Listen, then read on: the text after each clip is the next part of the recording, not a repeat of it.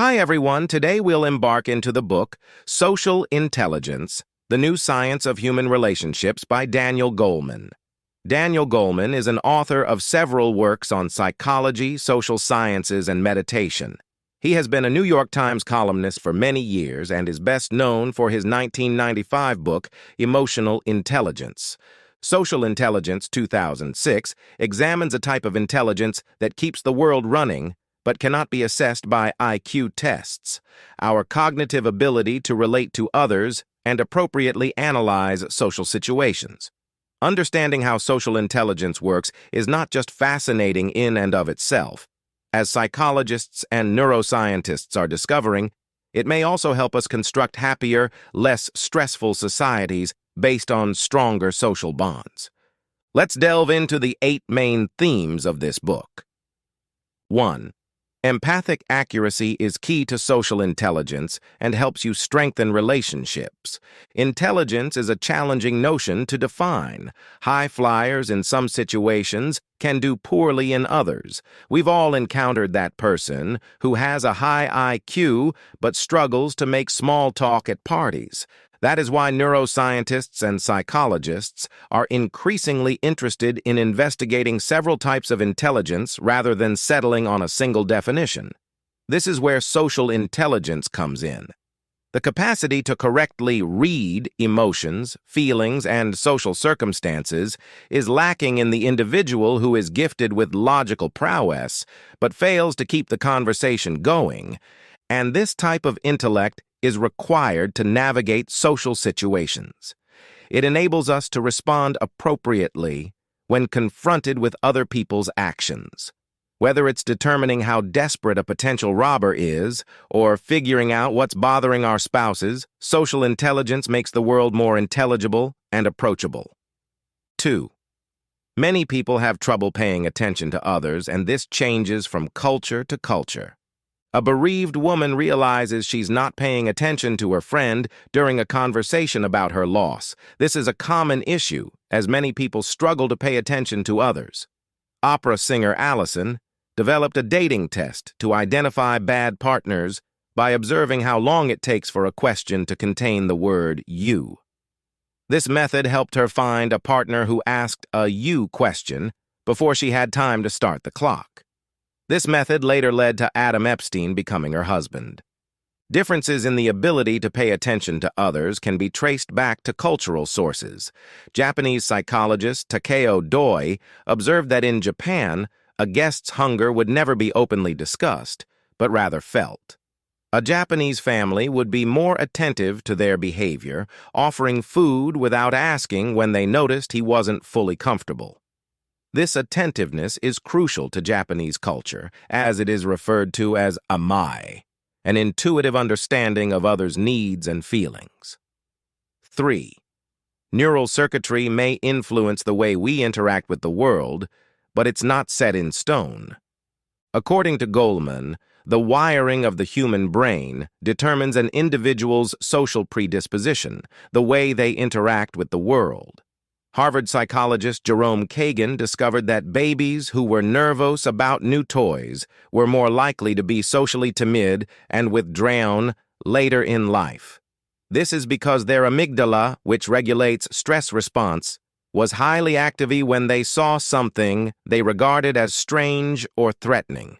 This triggered their colliculus, a part of the brain located in the sensory cortex, which urged them to retreat and avoid things. Social predisposition can be reinforced or tackled head-on, but parenting is key. Parents who protect their sensitive toddlers from new experiences often make their kids more shy, while those who support their timid children can contribute to making them less shy. 4. The experience of fear can aid healthy development as long as it's not overwhelming. Chicken Run, a scary movie, may seem like a bad choice for children, but it can actually be beneficial for emotional development, apparently. A 2004 study by psychologist Karen Parker found that monkeys exposed to unfamiliar and scary situations were more adventurous and willing to explore their new environment.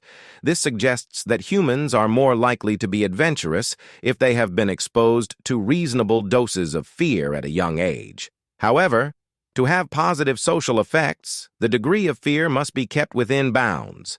A reasonable level of fear should be large enough to have some effect without being all-consuming or overwhelming.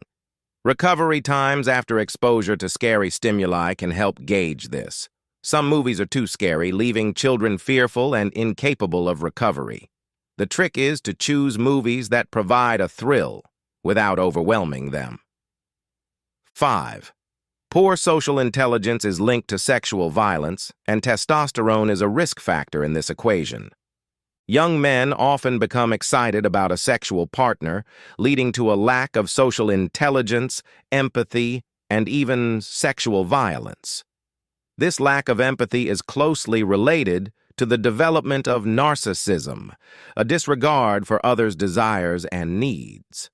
A study by psychologist Brad J. Bushman found that narcissistic men were more likely to believe that rape victims were asking for trouble, and that women who say no actually mean yes. This may explain the 1994 study by psychologist Edward O. Lawman, which reported that 20% of women have been sexually coerced by narcissistic partners. Hormones, specifically testosterone, play a role in this, with high testosterone levels being linked to higher divorce rates and abusive behavior. However, the study did not claim that this was an inevitable outcome, but rather highlighted the development of neural pathways in the prefrontal cortex associated with impulse control. 6. Putting social intelligence into action can be stressful, which is why carers need more support. Laura Hillenbrand's experience with chronic fatigue syndrome highlights the stress of daily social intelligence practice. Stress not only affects mental health but also affects the genetic structure of cells responsible for maintaining the immune system. A 1998 study by psychologist Janice Kiecolt-Glaser and immunologist Ronald Glaser found that women caring for Alzheimer's patients experienced a dramatic impact on their health, with the activity of the genetic messenger responsible for lymphocyte and white blood cell production reduced by 50%. To ensure caregivers aren't overwhelmed by stress, social support is crucial. Careful planning is key, as demonstrated by Philip Simmons, an English teacher in New Hampshire, who created a support group of 35 people to help with his family's daily tasks. This helped his wife, Catherine, avoid overburdened responsibilities before her husband's death. 7. Social interaction can boost recovery and health, which is why we should tackle stigmas around illness. Indian hospitals are unique in that they do not prepare food for their patients, but instead encourage their friends and families to visit during mealtimes. This is because social interaction and care have been shown to help cure illnesses. A psychological study published in 1997 found that hospital patients are less anxious about operations and more likely to recover swiftly when surrounded by positive social connections like friends and family. Place patients awaiting treatment among others who have already had the same procedure, as emotions are contagious. Leaving patients alone with other sick and anxious patients has the opposite effect, reinforcing negative feelings, leading to higher anxiety levels and longer recovery times. The connection between health and social connections is also evident in other medical studies, showing that people embedded in strong social networks live longer and recover more quickly from illness. However, the ill are often subjected to social stigmas that make it harder for them to regain their health. To help someone you love recover, make sure to visit them as often as possible. 8. Social intelligence can help children with learning difficulties thrive in school. Pamela, a teacher in a poor New York school, discovered that some students need more attention than harsher discipline. She noticed that Mava, a troublemaker, could not read basic sentences and was disruptive to classes. Pamela worked closely with her and discovered that Mava could not participate in classes. She provided extra teaching support and allowed Mava to catch up with her peers. This example of social intelligence can go a long way in learning environments. Maeva gradually learned to read, and her marks improved, even in subjects like math. The connection between school performance and social bonds is more widely accepted. An article in the Journal of School Health in 2004 showed that students achieved better grades when they felt a strong sense of connection to their teacher, students, and the school. Psychologist Bridget Hamre found that social bonds were especially useful in helping difficult students integrate, with the emotional connection established by teachers with their pupils being the most important factor in integration. Overall, empathic accuracy is a crucial aspect of social intelligence, allowing individuals to understand others in social contexts and respond appropriately. It involves interpreting others' thoughts and feelings, not just understanding what they are feeling, but also why they feel that way. A study by psychologist William Ickes at the University of Texas in 2001 demonstrated the importance of empathic accuracy in social interaction. In intimate relationships, empathic accuracy is also vital. Canadian social psychologist Victor Bissonnette suggests that people who can recognize their partner's thoughts and feelings tend to have happier relationships and stay together for a longer time. University of California psychologists Lewinson and Rueff's 1992 study also supports this insight, showing that relationships often run into trouble when one partner recognizes the other's feelings but cannot work out why.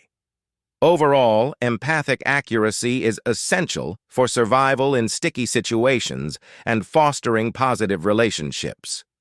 This book's summary and insights convey the crucial message that social intelligence, or the ability to comprehend oneself and others, is essential for all of us. This is not because it increases our popularity, but because it allows us to form strong emotional and supporting ties with people. And these relationships can help us live healthier and more fulfilling lives. What are your thoughts about these themes or ideas from the Social Intelligence book? You might like to add them on the comments below. Thanks for watching. Team Joy hopes that you find value in this video. If you like our content, feel free to share it with others who may find it useful. Subscribe to our channel for more book summaries, reviews, and insights on selected books that can help in navigating your life as it is for us. Until then, see you in our next video.